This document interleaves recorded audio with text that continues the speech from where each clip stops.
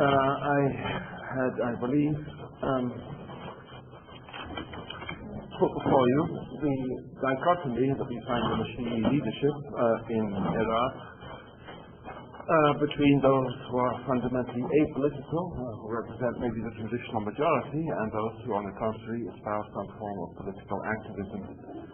And among the latter group, the most important was, of course, Muhammad Baqir as-Sadr, and I began, I think, last time with an evocation of his biography, born in 1931, showing unusual precocious competence in the religious sciences,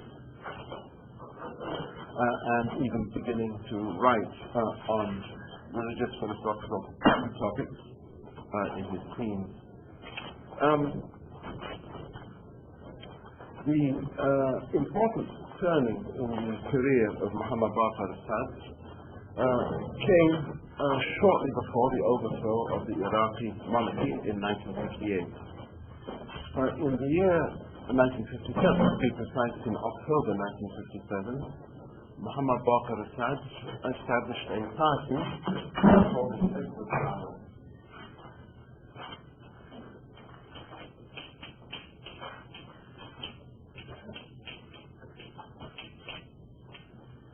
I want to see the party of the call, that's what you say, of the Islamic call. The purpose of this party was initially not political, despite its designation as the party of the call or of the summons. One can say that it was initially, at least, a prolongation of the reformist efforts that had begun in the Shi'i learned establishment already in the 1940s. The particular phenomena that occasioned the foundation of Hizb ut-Dawah were the following: a dwindling enrollment of students at the Shi'i educational institutions in Najaf and elsewhere, the continuing exclusion from political power of the Shi'i community, which was already a majority, although probably at this point a slight majority, and the impoverishment of the community. These factors are worth bearing in mind because, as we shall see, they have some similarity with the circumstances that lay at the origin of Shi'i political activism in Lebanon also. Inevitably, after the overthrow of the Iraqi monarchy in 1958, the activities of Hizb ut-Dawah took on more of a political dimension. The coup was undertaken by a colonel, Abdul Karim Qasim, a man without any particular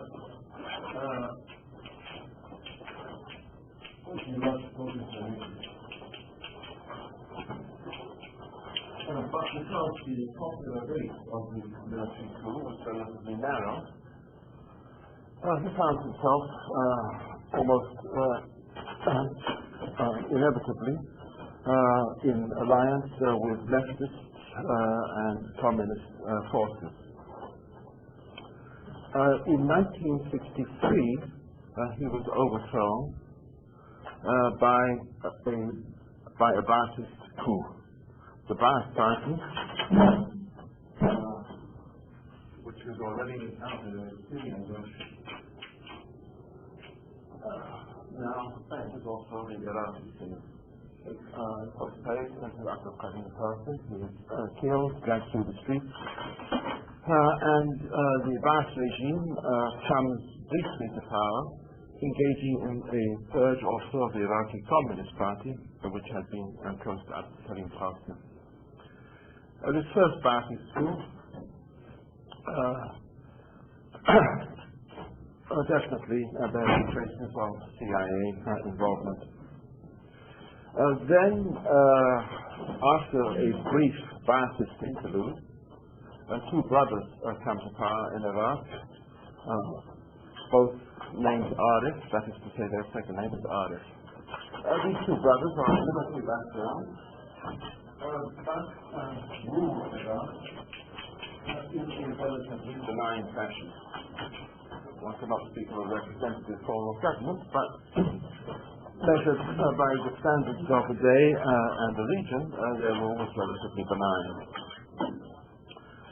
Their rule was brought to an end with the foundation of the Ba'athist regime for a long period in 1968. The period of Ba'athist rule, of course, which came to an end with the Second Gulf War this year and the overthrow of Saddam. Now, against this background of political change and instability, the priorities of the Shi'i leadership in the Hizb al-Dawah begin to change. It is no longer enough simply to engage in internal reform in the community, educational reform, attempts at becoming more prosperous, but rather direct entry into the political sphere becomes necessary. So that we find, at first, in the time of Abdul Karim Qasim, a moderate criticism of the government, but then a more thoroughgoing criticism with the rise to power of the Ba'ath for the second time in 1968. At this point, the Communist Party has been thoroughly broken up. They do not stage a comeback, and therefore the necessity of political or ideological competition with the Communists is no longer on the horizon. What is important now is to oppose the Ba'athist Party. If one lays aside the opportunistic rhetoric that has been cultivated for obvious reasons during recent months before and after the Gulf War, there can be no doubt, of course, that indeed the Ba'athist regime, since its foundation in 1968, was brutally and extremely repressive, and that it found as its main opponent precisely the Shi'i community. Sometimes the Ba'athist regime is described as having been Sunni. In a very superficial and technical sense, that was the case, in the sense that the hometown, as we all know by now, of Saddam Hussein and his gang has a Sunni population. But to say that in terms of sectarian family background and tradition, Saddam Hussein and his followers were Sunni, really does not convey a great deal. In fact, we should point out that before Saddam Hussein began his campaign of assassination and elimination against the Shi'i religious leadership in Iraq, he took care of the Sunnis also. The Sunni religious leadership in Iraq was, for a variety of reasons, relatively weak.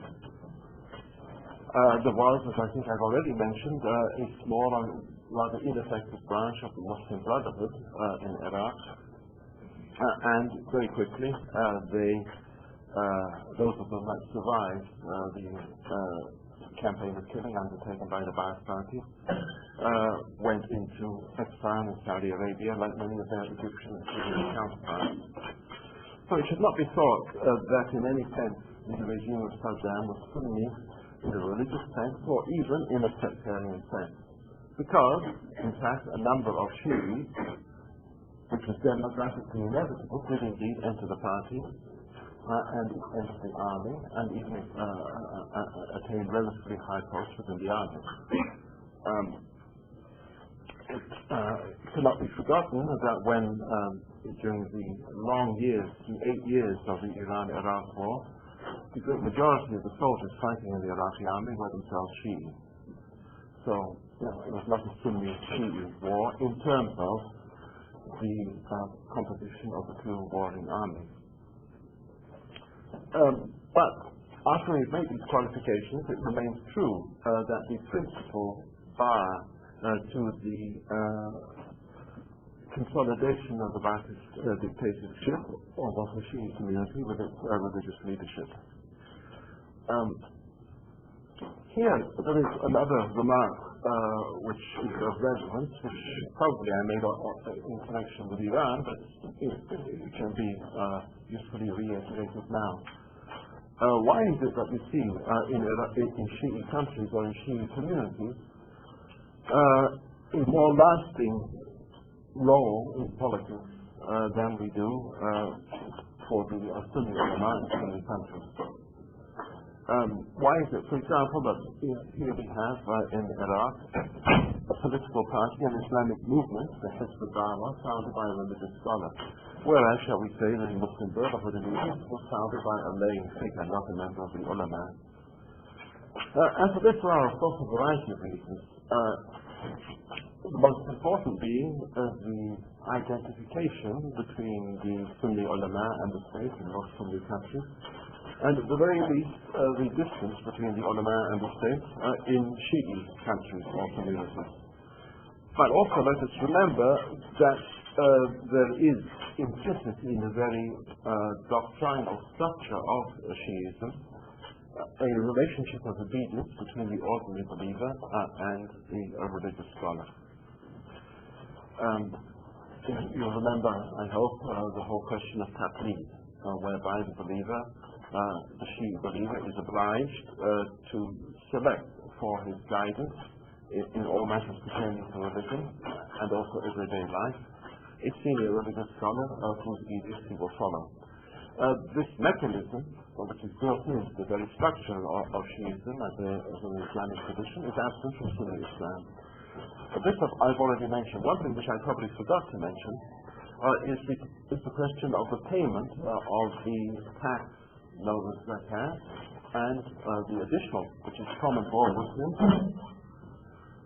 and the tax which is specific to Shiite Islam known as the khum.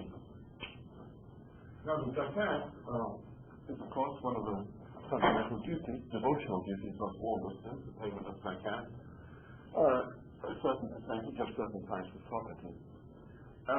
But its payment is not institutionally organized, or is not typically institutionally organized in the Sunni world. However, in the Shiite world, it is. And one gives one's zakat not for the state, nor to an individual that you or a group of people you regard as deserving, but rather, again, to your marja, that is, to the senior scholar who provides guidance to you. Which places, therefore, at the disposal of the senior religious scholars considerable funds, which they can then use, of course, for charitable purposes, not for the accumulation of personal wealth, but in distributing it for charitable purposes. Obviously, they further reinforce their influence. They create a network of distribution, and the agents of distribution, in turn, reinforce their authority and their influence. So this is an important matter also to bear in mind when we compare the relative absence from the political scene of Sunni ulama and the frequent presence of Shiite ulama on the political scene in modern times. And for this reason, as well as for reasons of demography, the Shia community in Iraq and its leadership represented the main obstacle in the path of Saddam as he sought to consolidate not simply authoritarian but megalomaniacally dictatorial power.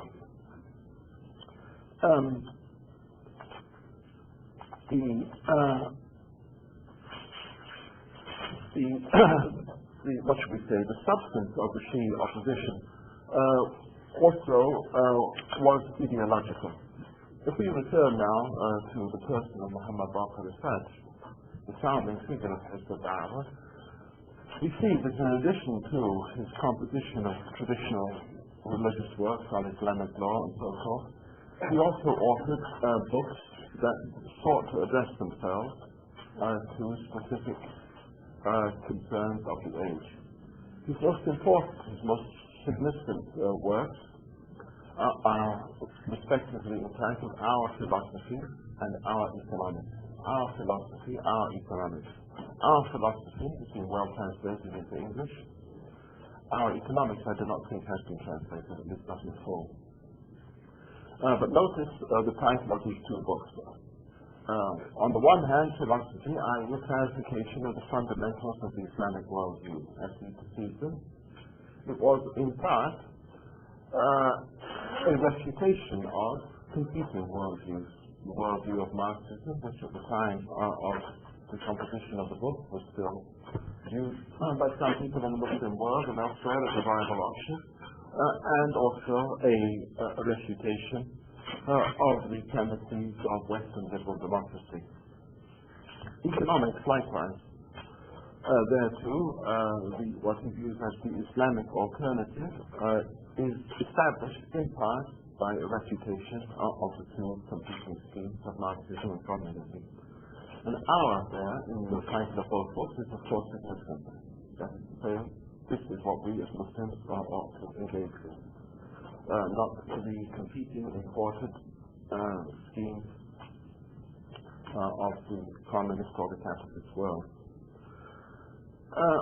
In addition to this, a whole variety of other books on contemporary issues, the question of the place of woman in Muslim society, the necessity of education, and also, most significantly of all, a sketch for the bases of an Islamic state.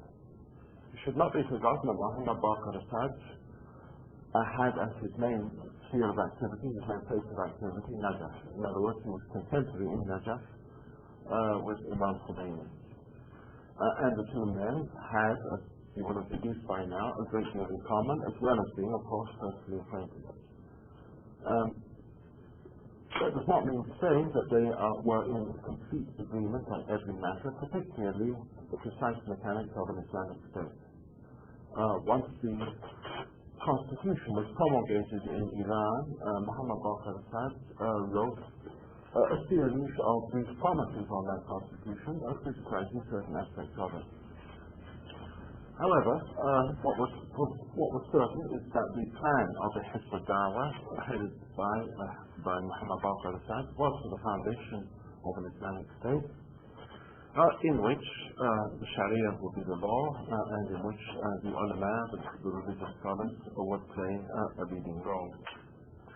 So, add to the social importance of the Shi'i scholars in their own community, and the demographic predominance of the Shia, add to that the personality and the depth of thought of Muhammad Baqir as-Sadr, one can see how the Shi'i community came to be strongly opposed to and by the Ba'athist regime.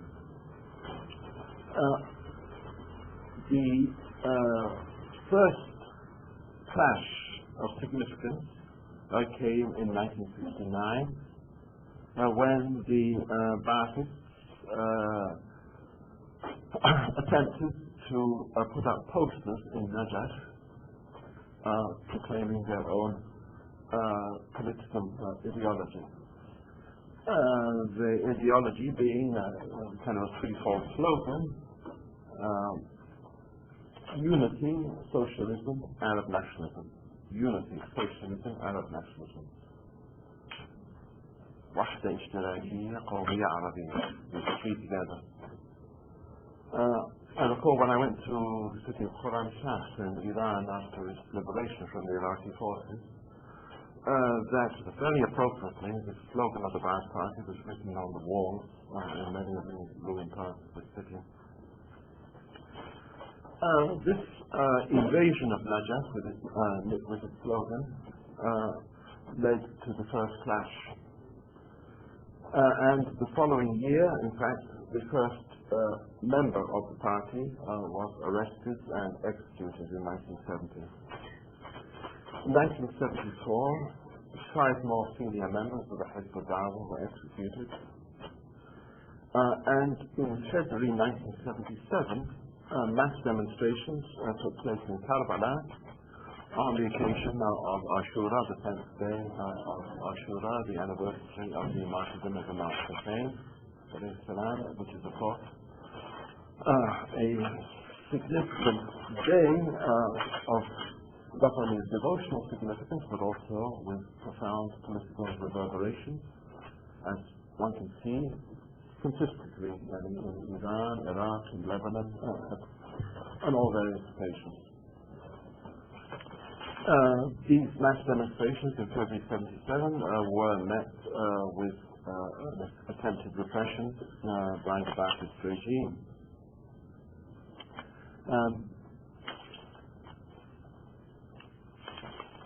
As a result of the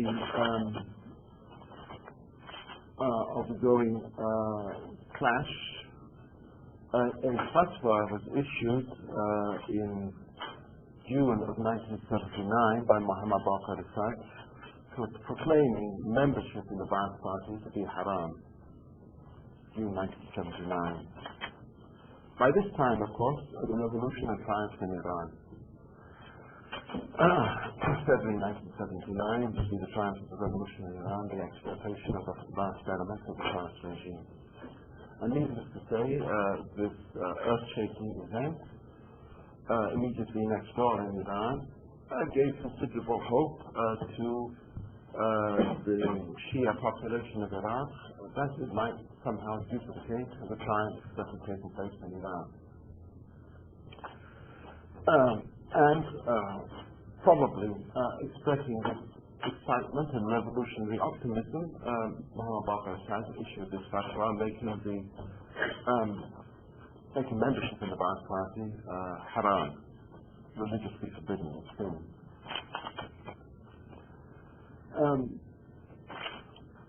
Thereafter, more arrests and executions took place, and the expulsion into Iran of a large number of Iraqi Shia on the pretext that they were of Iranian descent. Of course, in some cases, and indeed in many cases, this is true. Although Iraqi citizens, they were the descendants of Iranian scholars and others who had migrated several generations before into the Shi'i shrine cities of Iraq. And now Saddam attempted to invoke Arab nationalism as a rallying cry for his war against against Iran. These Iraqi citizens of Iranian descent were expelled in very large numbers. But also it's worth remarking that others that had absolutely no connection in their ancestry with Iran were also expelled into Iran. Worth noting that at the same time that Iran was experiencing this mass influx of refugees from Iraq, it was also receiving a mass influx of refugees from Afghanistan. For the 79, this is the year when the Soviet war against Afghanistan is underway in Syria, and a large number of Afghan refugees also are crowded into the country. It's particularly remarkable when one attempts to, or if one attempts to kind of assess the record of the Islamic Republic since its foundation, that in that very difficult decade, including boycotts from the United States, above all the war with Iraq, that it had the largest refugee population in the world. And in taking care of this large refugee population, it neither received nor sought aid from any international agency. Which is a quite remarkable record that needs to be, I think, taken into account when the balance sheet is one place in some ways to evaluate the success of the Islamic Republic in its early years. In April of 1980, Brzezinski, who was then the National Security Advisor of Carter, visited Riyadh, and he made a little notice slight trip to Baghdad. At this point, it's worth noting, reminding ourselves that there were no diplomatic relations between Iraq and the United States. Nonetheless, Brzezinski made what remains, at least unofficially, unexplained side trip to Baghdad and met with Saddam Hussein. On April the 8th of 1980, Muhammad Baqir as-Sadr and his sister, Bint al-Huda, who was active in the woman's wing of the were arrested and put to death. Now, by juxtaposing these two events, Brzezinski's visit and soon thereafter, the martyrdom of Muhammad Baqir as-Sadr and his sister, are not suggesting cause of selection. What I am saying is that they do belong in the same context of preparation for the launching of aggression against Iran in September of 1980. It is, I think, reasonable to speculate, given the support from the United States that became increasingly clear the longer the war dragged on. It is reasonable, I think, to speculate that Brzezinski gave Saddam Hussein the green light to attack Iran during his visit to Baghdad. And as for the elimination of Muhammad Baqir as-Sadr, thankfully this too can be regarded as part of the preparation for launching an attack against Iran, eliminating the most prominent figure in the Shi'i leadership. Thereafter, the Hezbollah Dawah, of course, remained in existence. During the 8 years of American encouraged and Saudi and Kuwaiti financed aggression against Iran, the Hezbollah Dawah maintained a small underground existence inside Iraq, above all in South Iraq, which was both the center, the main center of Shi'i population, and was also, in terms of its terrain, at that time, relatively favorable for guerrilla warfare, because it was marshland. And of course, Saddam got around that, ultimately by draining the marshes and impoverishing the entire area, which of course continues today. Then also, there was a group of the Hezbollah Dawah in Iran, recruited partly from among the refugees, or those who have been expelled into Iran, and partly from Iraqi prisoners of war. The activities of Iraq, what should we say, politically active Iraqi Shia in exile in Iran, whether prisoners of war or exile, their activities were coordinated by what was called the Supreme Council for the Islamic Revolution in Iraq, a body which is, of course, still exists and has some representation on this Phantom Governing Council in Iraq. It was led by Muhammad Baqir al-Hakim. Muhammad Baqir al-Hakim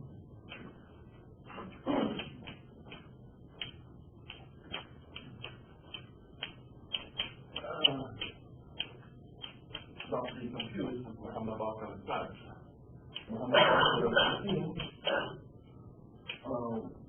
was the son of Muhsin al-Hakim, and I don't think of his name earlier. Muhsin al-Hakim was the predecessor of Muhammad Baqir al-Sadr as leader of the politically inclined wing of the Shi'i ulama in Iraq. Muhammad Baqir al-Hakim was among those who fled to Iran during the Iran-Iraq War and headed this organization, which was officially established in November of 1982. The Supreme Council was given responsibility by the Iranian authorities for administering the prisoner of war camps for the Iraqi prisoners of war. I had the occasion to visit one. I can't remember precisely who was here. And I was told that the prisoners could be divided into roughly 3 unequal categories. A small minority, about 10%, remained loyal even in the conditions of captivity to Saddam Hussein. One should not necessarily conclude that this 10% were exclusively Sunni. It seems that there were some Shia also among them.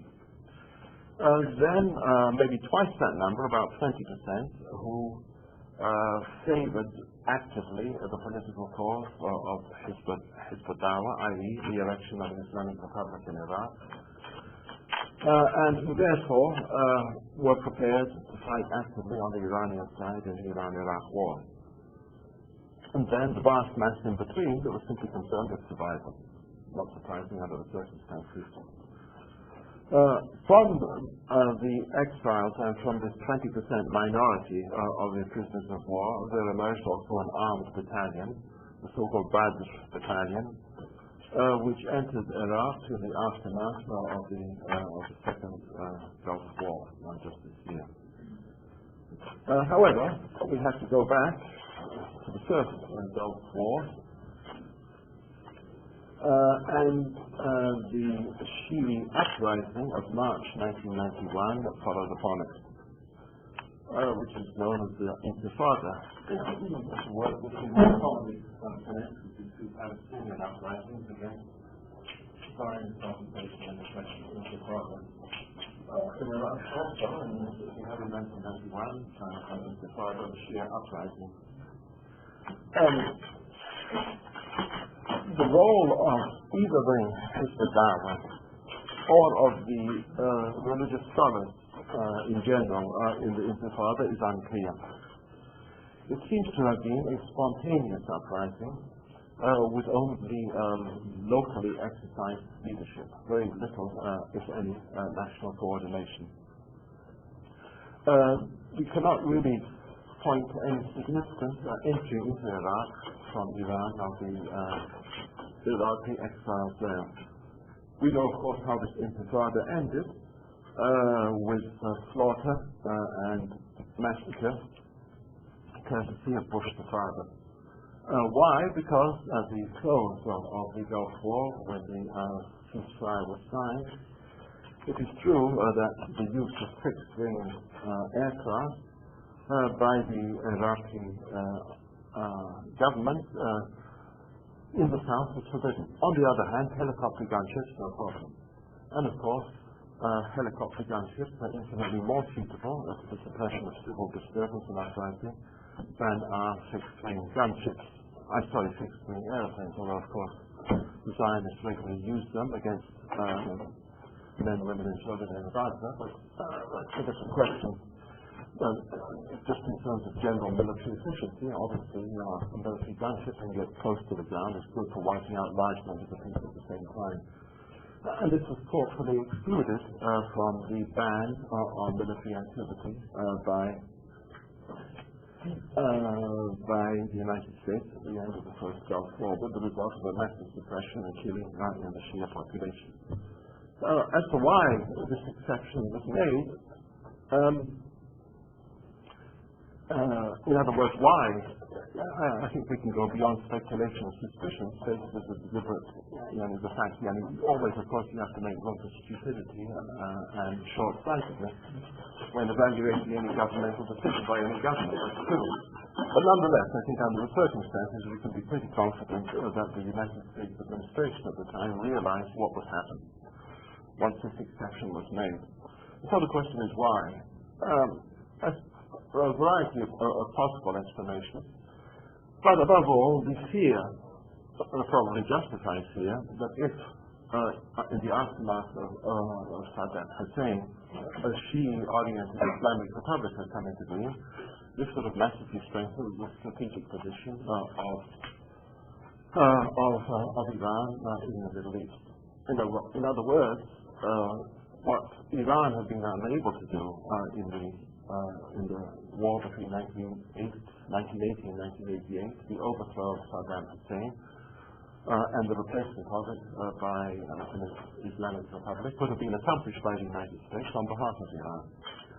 And this was regarded as something dangerous, undesirable, and therefore Saddam Hussein was permitted to stay in power, which gives some credence to the notion that Saddam Hussein, for an extremely long period, was indeed an instrument of United States domination in the region. In other words, it was no longer a question of direct communication or indirect communication, but simply his presence there, the continued presence of his regime following certain policies, was viewed as useful or at least as the least bad among a number of alternatives. Of course, now matters have changed, although there are some hardcore conspiracy theorists who think that Saddam Hussein is still in communication with America. Has the Iranian friends who are convinced of this. I think it's a bit unlikely, if the man is willing to sacrifice his sons. Well, I guess so, he's a monster, so maybe he thinks his sons are worth sacrificing also. But, the common sense, reasonable assumption is that no, this alliance of convenience is an end. And the question now, of course, is how the Shia majority in Iraq will assert its numerical superiority and gain a proper share in whatever form of authentically independent government ultimately emerges. When it emerges, who knows, under what circumstances, how many people will be killed in the meantime. It's of course up to Bush and Blair. But all I can say is the following, that the traditional dichotomy of leadership in the Shia community in Iraq seems to have been certain. On the one hand, one has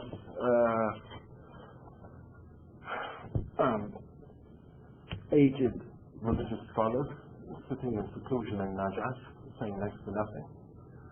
So that one can say that here, Sistani, as I mentioned before, has been a worthy successor to Shuri. I should raise, with respect to the suppression of the Intifada of 1991, Khoi, for the first time in his life, said something political. And then it was under circumstances not of his own choice. At a very advanced age, he was dragged out of his house, forced to appear on Iraqi television and to denounce the Shia uprising.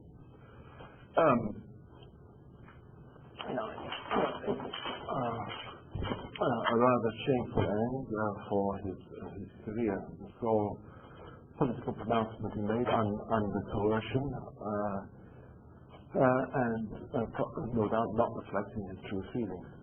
In any event, despite that, we have Sistani today. The only thing that he has said that he has verifiably said since the American invasion is that the Constitution, a new Iraqi Constitution, ought to be hammered out not by this phantom governing council that doesn't even have enough cell phones to go around, but by an elected constituent assembly.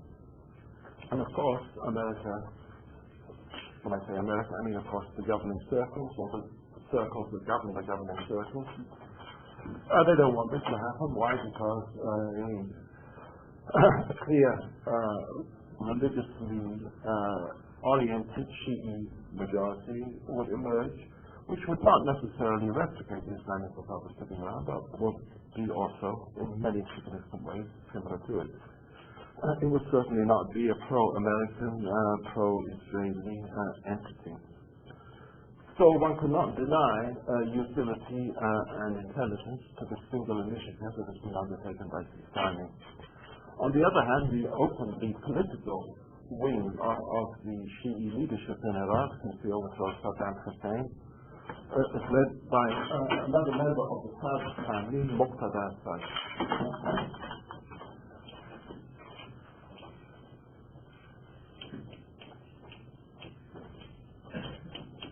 Whose main area of operation is the large Shi'i inhabited slum area outside of Baghdad. The naming of which has an interesting history. It first was called Madinah al-Thawra, the city of the revolution. And then it became known as Madinah al-Saddam, the Saddam city, and now it is known as Madinah al-Sadr, the city of Sadr. The Sadr in question being Muhammad Baqir as-Sadr. Muhammad Baqir as-Sadr, martyred in 1980. Muqtada as-Sadr, I'm not sure of his precise relationship to Muhammad Baqir as-Sadr, certainly from the same family. Probably his nephew.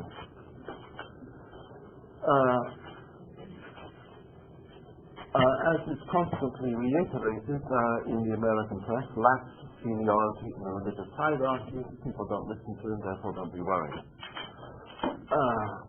However, seniority in the religious hierarchy in disturbed times is not necessarily the sole or the decisive factor. And when you get to hear what Muqtada as-Sadr actually has to say, it sounds sensible, intelligent, coherent. He's been caricatured in the mainstream media as simply some young, irresponsible radical who can't really gather an audience around him. This seems to be very far from the truth. And it may well be that he will indeed emerge, not in terms of scholarship, but in terms of political activism, as an appropriate heir to his relative, Muhammad Baqir as-Sadr, who was martyred in 1980. Of course, there's a vast amount more that could be said about the case of Iraq and its future. I guess one other point I should make, that yes, the Council for the Coordination of the Islamic Revolution, which was set up in Iran in 1982, does have a representation on the Governing Council, which indicates, call it what you will, a degree of pragmatism, a desire to be heard, an ideological evolution.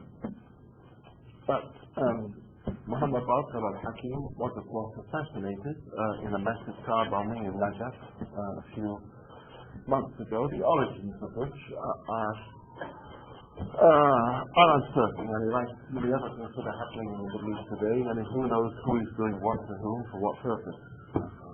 Like the bombing of the synagogue in Istanbul at the end of last week.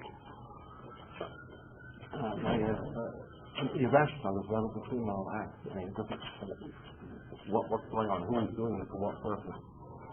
And the same kind of question applies on a larger scale to the incident in Najaf, which took the life of Muhammad Baqir al-Hakim.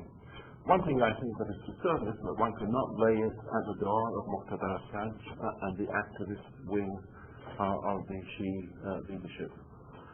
However deep might be personal rivalries, it seems to see in the role of a religious leader that a Shia scholar would desecrate Najaf itself with such an atrocity.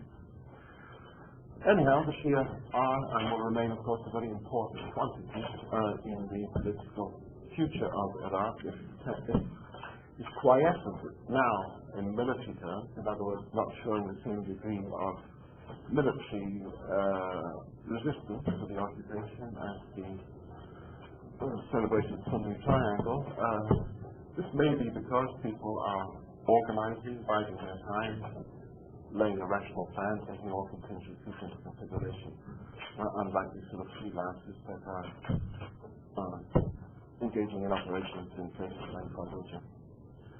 So, in keeping with precedent, now another sudden abrupt geographical switch. I do want to finish the geographical scope of the course by the end of the semester, and I should have panicked when I realized that after today we only have 3 sessions left. So, if you don't mind, we will now embark and leave for Lebanon. And talk, yeah.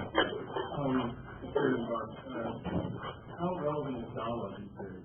Not very relevant as far as I can see, no. They do, yeah. They have someone on the Governing Council who is not even an alim. He's not a religious scholar. No, it's pretty much in the background now. So, the case of the Shia in Iraq and their political activity, we can say is defined by a number of factors. Firstly, the attainment of demographic majority, the exclusion from power, the struggle against the British, the close linkage with Iran, traditional linkage with Iran, the circumstances of the Iran-Iraq war, the confrontation with the regime of Saddam Hussein. As for the Shia of Lebanon, also one can identify a number of causes giving rise to the political movement of Lebanese Shia. A rise not from majority status but to plurality status. In Lebanon today, the largest single religious community are the Shia Muslims. Lebanon, of course,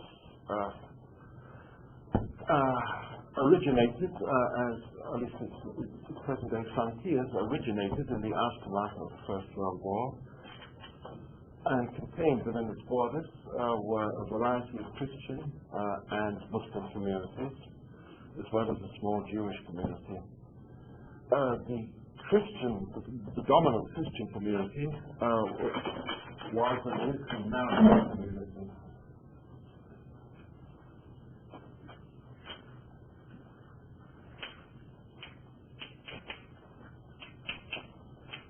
The Maronites are what are called a Uniate church.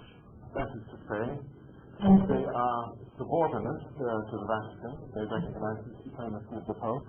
However, they maintain their own liturgy, and their liturgy is in the Arabic language. So they are Arab and Arabic-speaking Christians who, however, have acknowledged, I can't remember since what century, but for a very long time, the supremacy of the Pope. We also have in Lebanon a community of Orthodox Christians, who are again Arab and Arabic-speaking, but in their doctrine akin to Orthodox communities elsewhere, Russia and the Balkans. Then Sunni Muslims, Shi'i Muslims, and some kind of odds and ends, the Druze community. I say odds and ends because although the Druze have been identified as being part of the Muslim community, which they have been for political purposes, it's very difficult doctrinally to regard them as Muslim, apart from which their numbers are relatively insignificant. Plus, at least until the First Palestine War, a fairly sizable Jewish community, particularly in Beirut. So this was the religious makeup of Lebanon when it was somewhat arbitrarily established as a separate state after the First World War, under French auspices. Which made sense because the French had for long cultivated the Maronite community as a base of support for their plans in the Middle East. And they were, at the time, indeed the largest community in Lebanon, the Maronites. And therefore the constitution was drawn up once the French moved aside at the end of the mandatory period in 1946. The president was to be always and for all eternity a Maronite Christian. The prime minister was to be a Sunni Muslim, and to the Shi'i community went the glory of nominating the Speaker of the Lebanese Parliament. So they were, in pure constitutional terms, at the bottom of the lowest rung of the ladder. In the course of time, however, we don't know exactly when, because since I think 1930, 31 maybe, there hasn't been a census in Lebanon. It would be too politically sensitive. So it's difficult to know when, but certainly by the post-war period, i.e. post-Second World War, the Shia had become the largest community that had a plurality.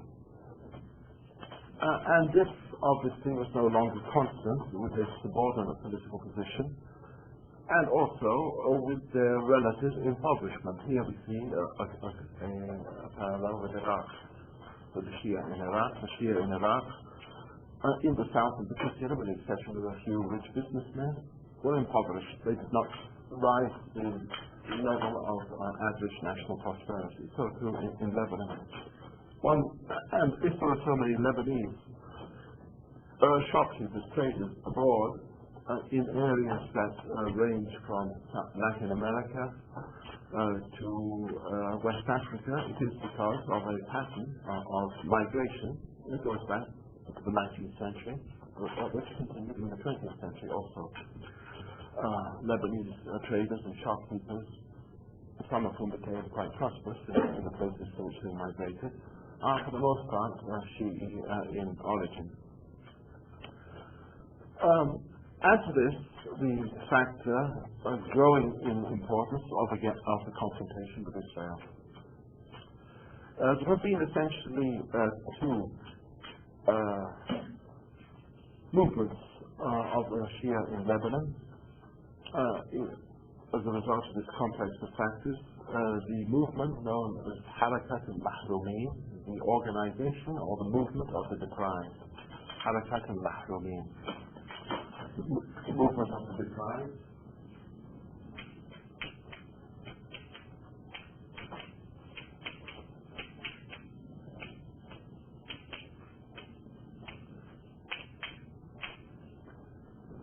And its military offshoot, Aman.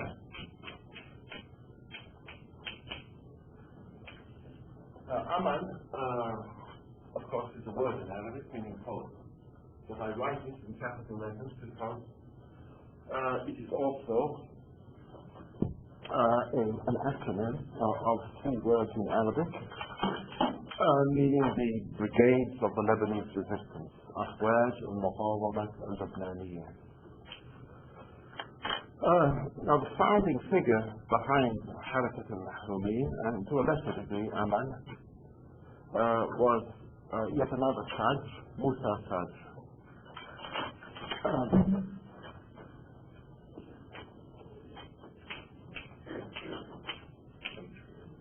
Musa Sadr.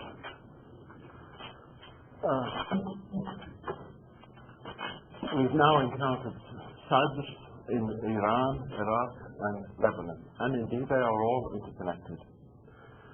Musa Sadr, although the entirety of his significant career was lived out in Lebanon, was born in Iran, in Qom, in 1928, and he was the son of Sadruddin Sadr. I won't write his name out, you get more confused. If you want to write your term paper, a study on the genealogy of the Sadr family, that would be very interesting, with the brief biographies of the various people involved. Anyhow, his father is Sadruddin Sadr, who was one of the senior scholars in Qom. He was part of a triumvirate that administered Qom for about 5 years. Initially, it seems that Musa Sadr was not inclined to become a religious leader, not inclined to become a specialist in fiqh. Instead, he went to Tehran University, studied there law and political science. But ultimately, his father persuaded him to follow family tradition, and in 1953, he went to Najaf in Iraq to see here the multinational or the transnational connections with the Shi'i network. He went to Najaf in 1953, where he studied with two figures that we've already encountered, Muhsin al-Hakim and Khoui. Muhsin al-Hakim, who I have identified as in his day leading the politically inclined wing, and Khoui, who remained resolutely apolitical. He visited Lebanon, Musa Sadr visited Lebanon in 1957. And 2 years later returned and settled in the city of Tyre, Tyre, in Arabic Sur, in southern Lebanon, which was one of the main centers of Shi'i population in Lebanon. And of course this was in a sense a return to the land of his ancestors, because the Sadr family, although it developed Iranian and Iraqi branches, is Lebanese in origin. Very quickly, because of his innate talent, he became prominent in this later central Shi'i population in Lebanon. And in 1963, upon sign of his commitment to the recovered homeland, he became a Lebanese citizen. He reclaimed his Lebanese nationality. In that same year, he established in the city of Tyre a vocational institute, a technical institute,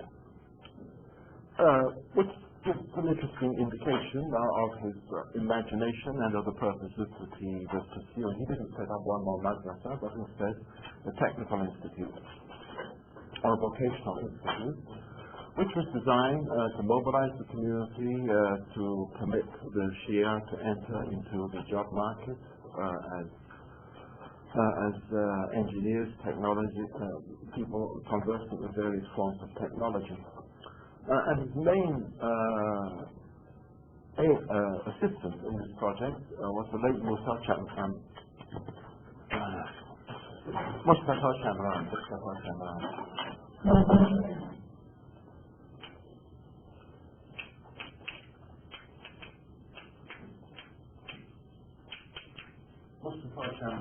who, I think I've already mentioned in different connections, had his PhD in nuclear engineering from Berkeley. It would probably be difficult now for the Iranians to gain admittance to that particular graduate program, but anyhow, Mustafa Shamran had his PhD from here. And he went, abandoning his fairly comfortable professional life here in California. He went to join Musa Sadr and established this institute. Quickly, Musa Sadr moved to outflank the rather feeble formal traditional leadership of the Shi'is in Lebanon. Let me find the date.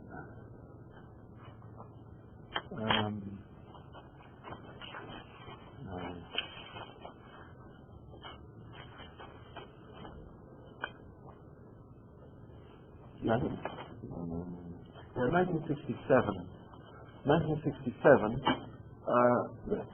there was established in Lebanon the Supreme Council for the Shia community. Until that point, there had been a single Supreme Council for all of the Muslims in Lebanon, Sunni and Shia. And of course, this move on the part of Musa Sadr was criticized as a sectarian development leading to a division between Sunnis and Shia. The motive behind it was, however, to establish an independent source of organization and of power for the Shia community, whose support for the decisions taken by the General Islamic Council for all Muslims had really been taken for granted. And now, Musa Sadr, the head of this council, made it into a real force that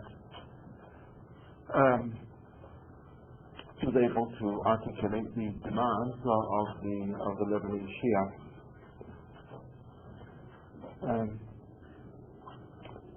Another of the themes that developed, that influenced the emergence of the Shia movement in Lebanon was, of course, the confrontation with Israel. This attained critical dimensions in 1982 with the massive Israeli invasion of Lebanon, but begins as early as 1968, when, under various pretexts, Israeli raids, primarily by air, but sometimes by land, take place on Lebanese territory, particularly in the south, which is where, as in Iraq, the mass of the Shia population was and is concentrated. In 1974, Musa Sadr proclaimed the foundation of the Harakat al-Mahrumin, the organization or the movement of the deprived. And it is interesting that he chose precisely this title, Harakat al-Mahrumin. In effect, although not in intention, it was a Shi'i organization dedicated to the uplift of the Shi'i community. However, he did invite membership in the movement from not only Sunni Muslims, but from others also, Christians also. In other words, the emphasis was not on sectarian affiliation, but on the simple fact of social deprivation, and therefore this was the starting point of the movement. He was also careful in the manifesto proclaiming the foundation of the Harakat al-Mahrumin to stress that Lebanon is the joint homeland of all Lebanese, and that he is not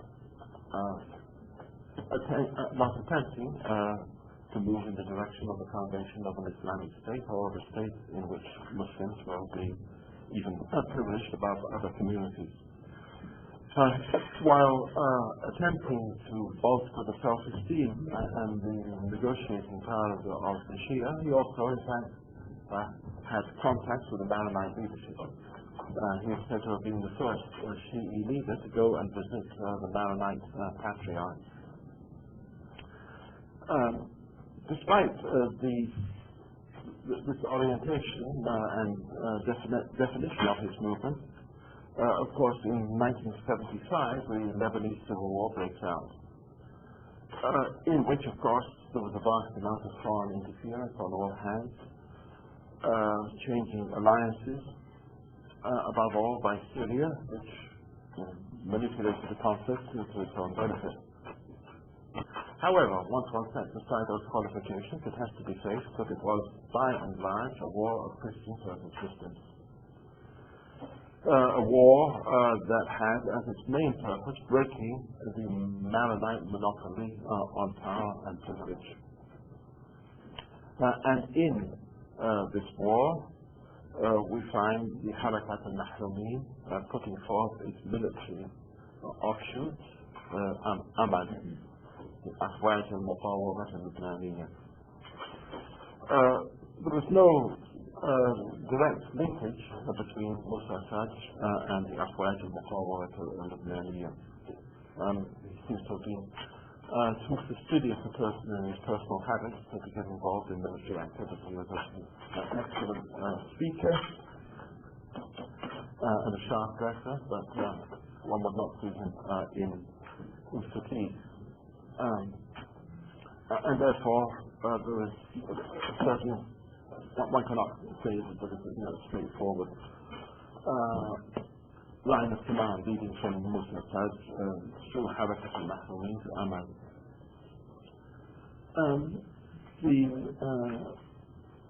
The war, of course, dragged on for an extremely long time. All communities suffered, but to a disproportionate degree, the Shia communities suffered. In 1978, Mr. Assad went on a trip to Libya, from which he never returned. To be precise, according to the Libyan authorities, he left their country on a flight to Rome on August the 31st of 1978, but mysteriously never showed up in Rome. Now, although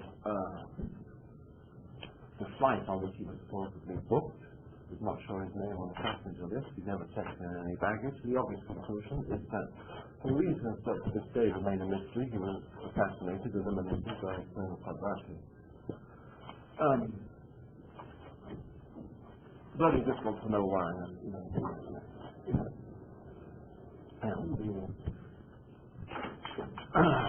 I'm reluctant, to follow media caricatures of Gaddafi, but let's face it, the guy's pretty weird. And precisely this weirdness, which cannot be reduced to any semi-rational factor, it's very difficult to come up with a reason why he would have eliminated Musa Assad, who was there after all at his invitation. One possibility that has been put forward is the following, and I do not necessarily espouse it. There had been tension between the Shi'i community in Lebanon and not so much the Palestinian refugee population as the PLO. PLO at that point in Lebanon was pretty much a state within a state. It took advantage of the circumstances created by the Lebanese Civil War to establish its own authority, military and political, without regard either to the central authority or to the local population. And the simple fact of the matter was that the great majority of Palestinians were concentrated in areas where there was a large Shi'i population. And therefore there were incidents of clash, of friction between the two communities and their leaderships. One theory that has been put forward is that Gaddafi eliminated Musa Assad at the behest of Arafat. A theory, nothing more, I don't know. Yeah, there is at least some logic underlying it, but there's no way that it can be either proven or disproven. Anyhow, in 1978, we see the disappearance of Musa Assad. The Harakat al-Mahroumin and Amal survived him, but they survived him in a very feeble form, effectively as a reformist group that failed to meet the greater challenges of the early 1980s, above all the Israeli invasion of 1982. It is then that we have emerging on the scene the second important Islamic movement for the Lebanese Shia Hezbollah.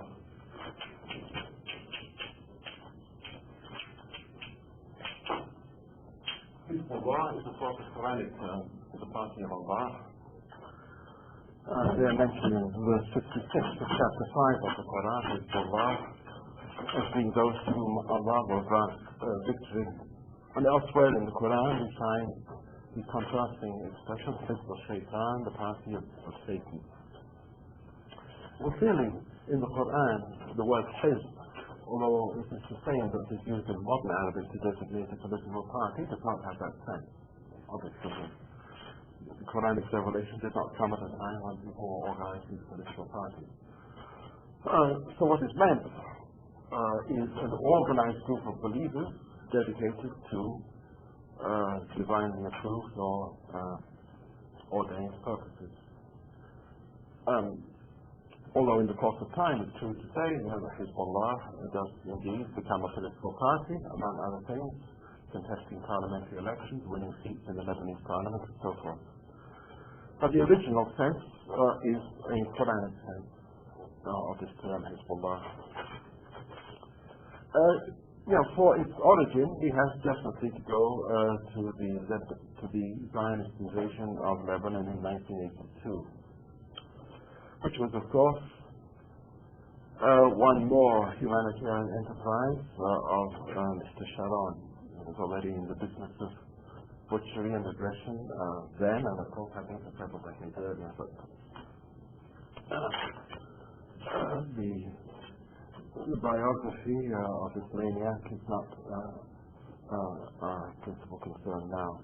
Worth emphasizing, however, that in the 3 months in 1982, extending from the first invasion in the south, of the south, to the Israeli occupation of Beirut, 20,000 people were killed. 20,000 people killed by aerial bombardment, as well as massacre on land by the Israeli land forces in a space of 3 months. Around the clock, bombing of Beirut took place, needless to say, financed by, who else? The U.S. taxpayer, with equipment supplied by the United States, and with Ronald Reagan in the Oval Office, every now and then shrugging his shoulders and saying, well, we really ought to be doing these things. We're not doing anything effective about it. I cannot really recall any sort of candlelight vigils being held in America when thousands upon thousands of people were dying under Israeli bombs supplied by the United States. I can't recall the rabbis lining up to apologize and saying, we dissociate ourselves from this, Judaism is a religion of peace, these are crimes, we've got nothing to do with it. No, none of that happened. An interesting contrast in many ways with the numerically, the quantitatively lesser atrocity that happened on September the 11th. When Muslims in America were expected not only to deplore what is justified, but also to apologize. Anyhow, if you can arouse, even at this late date, outrage in me, a memory of what happened in 1982 in Lebanon, you can understand that on the part of those actually afflicted by this prolonged atrocity, a far more angry reaction was created. And it was in that angry reaction to the American-backed and enabled Zionist atrocities that one has to seek the origin of Hezbollah. Hezbollah is now on the State Department list, as a terrorist organization. Terrorism is, of course, a somewhat fluid category. There are all kinds of definitions one can give to it. But it seems to me a little curious to reserve this designation for an organization that arose as an angry reaction to this mass atrocity, and not to apply, for example, to those that were responsible for the atrocity. In any event, out of this situation, there arose the organization Hezbollah, which had as its primary immediate purpose the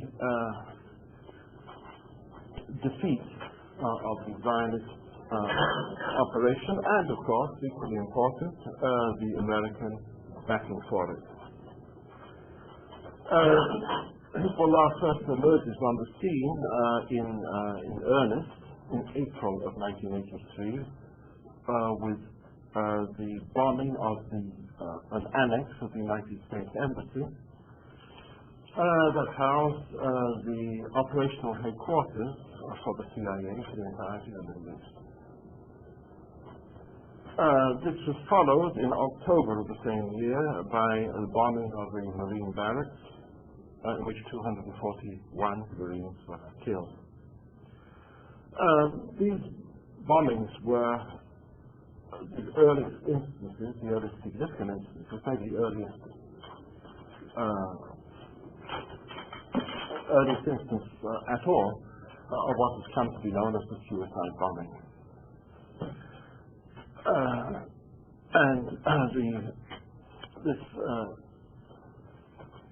This technique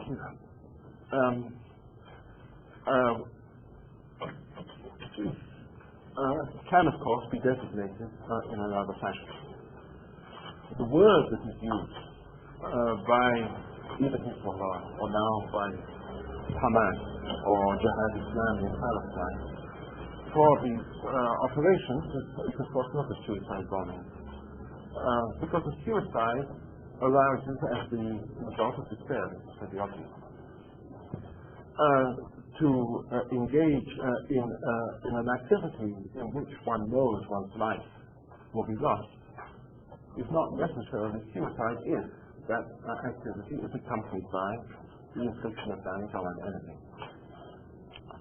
And for this reason, these bombings are known in the terminology first of Hezbollah and then of Hamas, Hezbollah, and Jihad Islamic as martyrdom-seeking operations. I know it sounds very artificial in English, unwieldy, but this is the designation given to them. Martyrdom-seeking operations. Harakat istishhadiyya. Which of course presupposes that the person is indeed seeking martyrdom. I'm not concerned, at least in this context, on this occasion, to validate either of the designations. I simply wish to put before you the difference in perspective that is implicit in these two separate designations.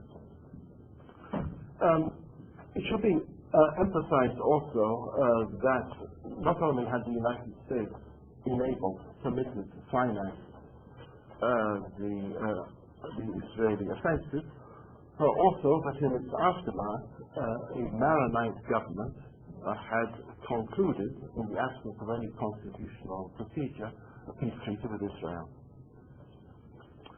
And when sporadic opposition to this arrangement took place, of course it was very short-lived, as the Maronite president, what was his name, Baqir, who was assassinated in short order. When there was sporadic resistance, ships of the United States Navy stationed off the coast of Lebanon would lob their shells at random into the hills over the city. Particularly the notorious of the USS Jersey. So that the activity designated as terrorist against the United States targets should be seen against its comprehensive background of American involvement.